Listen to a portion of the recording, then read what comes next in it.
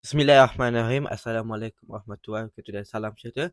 Selamat datang ke Ilmu Channel. Kali ni kalau anda nak tengok pemandangan London daripada tingkat yang paling tinggi, daripada bangunan atas, waktu malam boleh datang ke Garden at 120 yang berada yang berdekatan dengan Liverpool Station dan juga Tower Hill Station.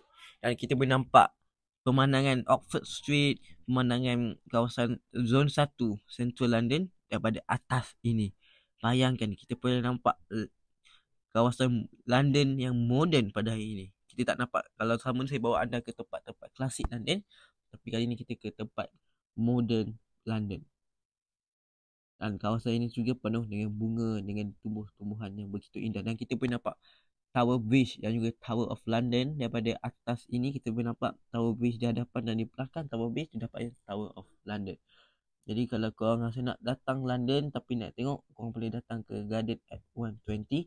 Dan kalau nak tahu salah satu lagi benda yang best, tempat ni percuma sahaja, tak perlu bayar.